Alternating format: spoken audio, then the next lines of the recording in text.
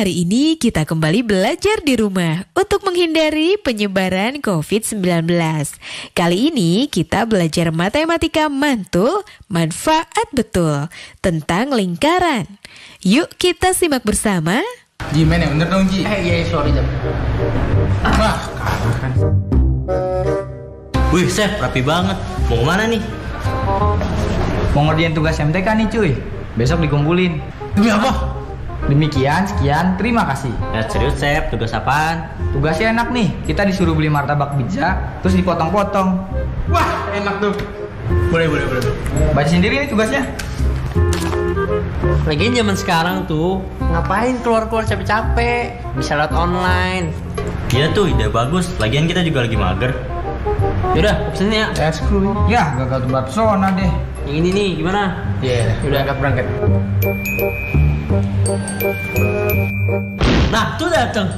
Wah, mantap. Kuy makan. Jangan dulu. Kita ikutin dulu langkahnya. Yang pertama, tuliskan unsur-unsur lingkaran yang kamu temukan setelah melakukan langkah-langkah berikut ini. Yang pertama, potong martabak pizza dari pinggir hingga titik pusat. Yang kedua, potong Bentar. Sebelumnya titik pusat itu apa ya? Titik pusat itu titik tengah. Jakarta Pusat aja ada di tengah. Berarti titik pusat itu titik tengah. Terus kenapa Jawa Tengah bukan Jawa Pusat? Udah. Daripada pusing, tugas kita ada dua nih. Yang satunya, nyari sejarah pi.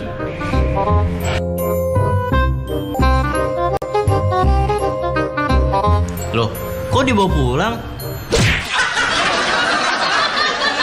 Halo sahabat edukasi, lapar lihat martabak tadi ya? Sama saya juga. Aduh, martabak kalau dipotong-potong enak sekali, ada coklatnya lumer di, aduh. Ya, tapi martabak itu bentuknya tadi apa? Lingkaran ya, bentuknya lingkaran dengan bagus sekali. Ketika kita potong, sebenarnya ketika kita potong dengan sama rata semuanya, itu sebenarnya kita sedang menerapkan unsur-unsur dalam lingkaran untuk mendapatkan porsi yang sama besar. Nah, apa saja unsur-unsur lingkaran itu? Kita bisa lihat sahabat edukasi. Pernahkah lihat ban sepeda, jam dinding, koin? Semua kan lingkaran, apalagi jam dinding ketika jamnya bergerak. Semuanya itu sebenarnya mencerminkan tentang unsur-unsur lingkaran. Setiap hari kita sudah melihat itu, tapi kita tidak tahu saja, oh ternyata itu adalah bagian yang ada dalam lingkaran atau bagian unsur-unsur dari sebuah lingkaran. Nah, kita lihat lingkaran itu mempunyai unsur-unsur. Yang pertama, lingkaran pasti mempunyai titik pusat. Titik pusat ini adalah sebuah titik yang berada tepat di tengah-tengah lingkaran, dimana kalau titik ini ditarik garisnya keliling lingkaran ke tepinya, dimanapun ditarik garisnya ke tepi itu, semua garis itu akan sama panjang. Nah, itulah titik pusatnya berarti. Garis yang menghubungkan titik pusat dengan keliling lingkaran atau tepi lingkaran itu disebut dengan jari-jari lingkaran. Makanya kalau teman-teman atau sahabat edukasi melihat roda sepeda, orang-orang biasa mengatakan itu dengan jari-jari sepeda, jari-jari ban. Nah, itu karena ban itu berbentuk lingkaran dan yang menghubungkan pusat dengan keliling itu adalah jari-jari. Unsur selanjutnya adalah apa yang kita sebut dengan diameter. Diameter adalah garis lurus yang memotong lingkaran menjadi dua bagian sama besar. Jadi memotong, jadi kalau ada martabak kita bagi di tengah dengan garis lurus melalui titik pusat lingkaran, itu disebut dengan diameter. Itulah. Dan yang berikutnya adalah, coba sahabat edukasi lihat potongan berikut ini. Sisi lengkung pada lingkaran yang dibatasi oleh dua titik pada lingkaran tersebut disebut dengan busur. Lebih gampang cara mengingat busur adalah busur ini ya bentuknya seperti busur panah yang sering kita lihat itu. Nah, itu disebut busur. Daerah dalam lingkaran yang dibatasi oleh dua jari-jari dan sebuah busur itu disebut dengan juring. Jadi dua busur, dua jari-jari, nah ini disebut dengan juring. Kemudian kalau tadi kita sudah mengetahui apa itu busur, kemudian unsur selanjutnya yaitu tali busur. Nah, tali busur itu adalah ruas garis yang menghubungkan dua titik pada keliling lingkaran. Jadi tadi kan busurnya kan begini nih, set. Nah, dari ini titik ini ke titik yang di sini, set, ketika ditarik itulah busur. Makanya cara mengingat busur dan tali busur itu adalah tanamkan saja di kepala kita seperti busur panah. Ini tali busur, ini busur. Begitu. Kemudian daerah dalam lingkaran, yang lain adalah daerah dalam lingkaran yang dibatasi oleh tali busur dan busur. Ini busur, ini tali busur. Nah, daerah yang dibatasi oleh kedua ini disebut dengan tembereng. Tembereng. Kalau tembem itu pipi, ini tembereng. Ini temberengnya ada di dalam lingkaran. Nah, berikutnya, selain unsur-unsur lingkaran, ada yang tidak kalah penting untuk dipelajari, yaitu sesuatu yang namanya pi. Pi, lambangnya seperti yang terlihat. Nah, pi itu memiliki simbol khusus seperti yang pada gambar itu ya. Itu huruf Yunani, ya dibacanya pi memang dia itu. Pi, gitu. Nah, beberapa orang zaman dulu itu menggunakan bilangan 3 sebagai bilangan pi. Bilangan itu sebenarnya jauh dari keakuratan, namun bilangan itu mudah untuk digunakan dalam perhitungan. Jadi zaman dulu itu orang tahu pi itu sama dengan 3. Nah, tapi ini agak jauh dari akurat ya. Belakangan orang tidak lagi memakai itu. Orang Babilonia menggunakan bilangan yang hampir akurat, yaitu 3 plus 1/8. Jadi nilai dari pi itu adalah 3 plus 1/8. Itu ditemukan oleh orang Babilonia dari zaman tidak enak itu ya. Kemudian orang Mesir kuno 1650 sebelum Masehi menggunakan nilai pi, yaitu 4 kali 8/9 kali 8/9. Nah, lalu sekitar 250 sebelum Masehi, seorang matematikawan Yunani terkenal bernama Archimedes menggunakan poligon sebagai bantuan untuk menemukan nilai pi, yaitu 223/71 dan 22/7. Dan dari situlah sampai sekarang kita kenal pi itu 22/7 atau 3,14 dan seterusnya. Tahukah sahabat edukasi dari manakah asal pi itu? Asal pi itu dari Yunani. Kan tadi saya sudah bilang pi itu dari Yunani hurufnya. Tapi angka pi itu didapat dari, perhatikan lingkaran berikut. Pertama, buat lingkaran dengan keliling dan diameter sembarang. Lingkaran pertama, keliling 4 cm dan diameter 1,27324 cm. Lingkaran kedua, kelilingnya 15 cm, diameternya itu ternyata 4,774648 cm. Kemudian lingkaran ketiga, kita buat kelilingnya 9 cm dan diameternya itu 2,864789. Nah, dari semuanya ini kemudian kita membagi masing-masing keliling lingkaran dengan diameternya. Jadi kita ambil perbandingan keliling lingkaran dengan diameter. Lingkaran pertama hasilnya adalah 3,141591. Lingkaran kedua hasilnya 3,140387. Lingkaran ketiga hasilnya 3,141593. Dari ketiga lingkaran tersebut didapat bahwa hasil bagi antara keliling lingkaran dan diameternya selalu konstan atau tetap jika dibulatkan menjadi 3,14. Nah, dari situlah pi itu berasal. Angka pi berasal dari perbandingan keliling dibanding diameter. Bukan hanya dari Yunani seperti yang tadi. Nah, sahabat edukasi, itulah tadi unsur-unsur dari lingkaran. Ada jari-jari, ada titik pusat, ada keliling lingkaran, ada tembereng, ada tali busur, ada juring, ada pi, dan sejarah pi dan luar biasa semuanya, akhirnya kita tahu tentang unsur lingkaran. Ternyata lingkaran tidak sesederhana itu. Tidak hanya bulat-bulat seperti itu, tapi ternyata banyak hal yang bisa kita pelajari dari situ. Hal-hal yang sederhana dalam hidup terkadang memang banyak pelajaran yang bisa diambil. Oleh karena itu, jangan pernah meremehkan apapun yang ada dalam hidup kita, karena semua hal yang mungkin remeh di hadapan kita itu mengandung banyak pelajaran di dalam hidup kita. Oleh karena itu, tetap belajar matematika, tetap semangat untuk memperbaiki diri, dan mantul, manfaat betul. Nah teman-teman, sudah menyimak penjelasan tadi ya. Sekarang saatnya kita menjawab pertanyaan ini. 1.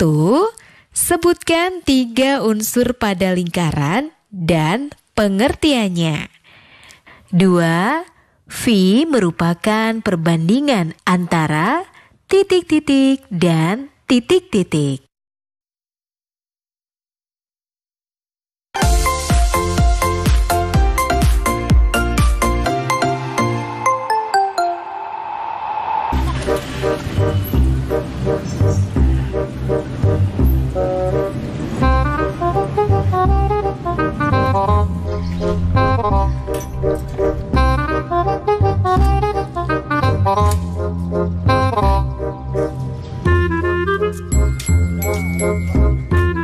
Badra, Biasa sepeda tua. katanya rumahnya deket. Rumahku mah deket banget dari sini. Emang kira-kira berapa meter? Kan ban roda sepeda kamu besar. Emang kenapa kalau bannya gede? Ya kagak tahu sih. Ah, bohong kamu, malu-malu ya. Kamu tahu kan? Iya kan?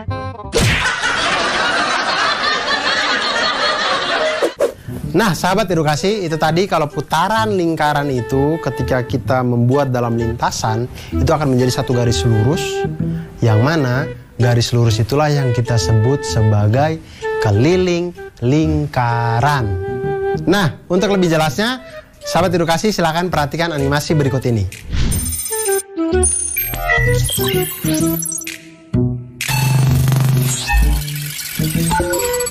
Panjang garis yang dihasilkan sama dengan keliling lingkaran. Masihkah ingat waktu di desa? Tidak dong. Masihkah ingat dengan keliling lingkaran? Nah, iya betul. Keliling lingkaran itu sama dengan 2πr. Atau pi kali diameter boleh. Karena 2r itu sama dengan diameter. Nah, sekarang kita lihat masalahnya. Permasalahannya itu ada Azra. Azra ini mengendarai sepeda dari rumahnya menuju ke gor. Nah, di sana selama dia mengayuh sepedanya ini, dia menghitung ternyata ada 300 kayuhan sampai dia ke gor. Nah, jika satu kayuhan sepedanya Azra ini adalah 1 kali roda berputar secara penuh, pertanyaannya adalah berapakah jarak gor jika jari-jari ban sepedanya Azra adalah 35 cm. Dari permasalahan ini kita tahu bahwa Azra ini adalah anak yang kurang kerjaan, karena selain dia mengayuh sepeda, dia juga menghitung kayuhannya. Maksud saya kalau sudah capek otot, ya jangan capek otak. Kenapa harus dua-dua dibuat capek gitu Azra. Besok-besok jual aja sepedanya Azra biar tidak perlu capek-capek ya. Tapi tidak apa-apa, kita akan bantu Azra menghitung jarak rumah dengan gornya. Kita tahu sekarang jari-jari sepedanya Azra ada 35 cm. Kemudian kayuhannya sebanyak 300 kali. 1 kali kayuhan adalah 1 kali roda berputar secara penuh, artinya itu 1 kali kelilingnya lingkaran. Oke, sekarang kita akan menghitung keliling lingkaran. Keliling lingkaran itu adalah sama dengan 2πr, di mana keliling roda Azra itu adalah 2pi dikali dengan 35 cm, karena 35 ini adalah jari-jari roda sepedanya. 2 kali 22/7 kali 35 sama dengan 220 cm atau sama dengan 2,2 meter. Artinya dalam 1 kali Azra mengayuh, dia akan maju sebanyak 2,2 meter. Kalau tidak ada got di depan ya. Kalau ada got ya dia jatuh itu ke dalam pasti. Pasti itu. Nah, jarak antara rumah Azra dengan gor itu menjadi 300 kali kayuhan dikali dengan keliling roda Azra, yaitu 2,2 meter, sama dengan 660 meter. Artinya rumahnya dengan gor adalah 660 meter jarak dari rumahnya ke gor. Nah, sahabat edukasi, itu tadi bagaimana kita mempelajari tentang keliling lingkaran. Dari sini kita belajar bahwa ternyata matematika itu sesungguhnya seni. Seni untuk melihat kehidupan menjadi kehidupan yang lebih mantul, manfaat, betul. Nah teman-teman, sudah menyimak penjelasan tadi ya. Sekarang saatnya kita menjawab pertanyaan ini. Bang Sani dan Bang Indra mendorong gerobak bakso masing-masing sejauh 1,76 km. Bila jari-jari roda gerobak Bang Sani 14 cm dan Bang Indra 21 cm, perbandingan banyak putaran roda gerobak Bang Sani dan Bang Indra adalah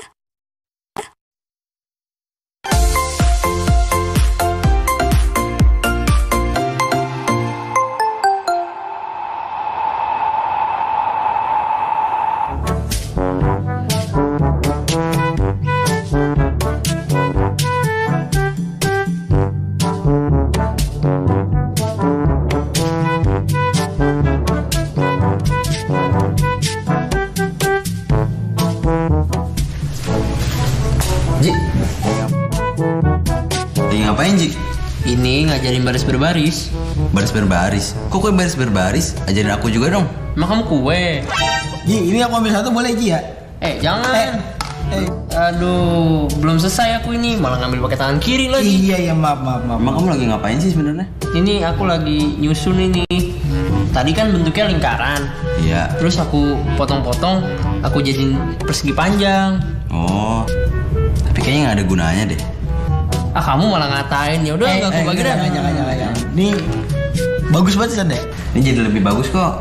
Nah, bisa aja. Ya udah ambil. Oke. Ji.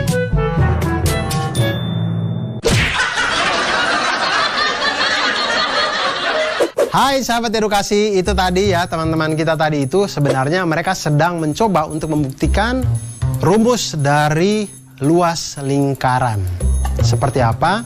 Jadi kita bisa memotong lingkaran itu menjadi juring-juring yang sangat kecil, kemudian kita susun sehingga itu membentuk sebuah bangun datar yang kita kenal dengan nama persegi panjang. Nah, ketika persegi panjang, ketika bentuknya menyerupai persegi panjang, kita tahu bahwa persegi panjang ini mempunyai rumus luasnya adalah panjang kali lebar. Nah, di mana ketika juring ini kalau kita susun, panjang yang dimaksud itu adalah setengah dari keliling lingkaran tersebut. Kemudian lebarnya itu adalah panjang dari jari-jari lingkaran tersebut. Jadi, luas persegi panjang itu panjang dikali lebar atau setengah keliling lingkaran dikali dengan jari-jari. Sama dengan setengah dikali 2πr dikali dengan r. Sama dengan pi r kuadrat. Maka dari sinilah kita temukan bahwa rumus luas lingkaran sama dengan pi r kuadrat. Nah, sekarang kita akan lihat sebuah contoh soal yang luar biasa. Di pusat sebuah kota, rencananya akan dibuat sebuah taman berbentuk lingkaran dengan diameter 56 meter. Di dalam taman itu akan dibuat kolam berbentuk lingkaran juga berdiameter 28 meter. Berarti kalau dari atas kalau kita lihat kayak bentuknya kayak donat gitu. Jika di luar kolam akan ditanami rumput dengan biaya Rp6.000 per meter, berapa biaya yang diperlukan untuk menanam rumput itu? Nah, di sini kita lihat cara menyelesaikan permasalahan itu mudah saja. Yang harus kita lakukan adalah mencari selisih luas lingkaran yang besar, luas lingkaran taman, dan luas lingkaran kolam. Kita hitung dulu luas lingkaran taman.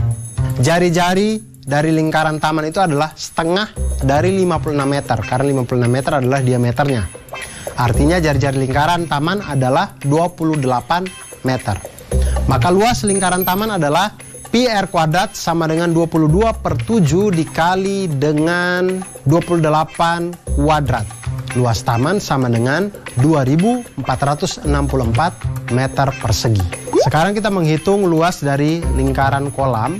Lingkaran kolam itu jari-jarinya adalah setengah dari 28 meter. Artinya jari-jari lingkaran kolam itu adalah 14 meter. Maka luas lingkaran kolam adalah pi r kuadrat sama dengan 22/7 dikali dengan 14 kuadrat. Sama dengan luas kolam adalah 616 meter persegi. Selanjutnya kita mencari selisihnya. Selisih antara lingkaran taman dengan lingkaran kolam, yaitu 2464 meter persegi dikurangi dengan 616 meter persegi, sama dengan 1848 meter persegi.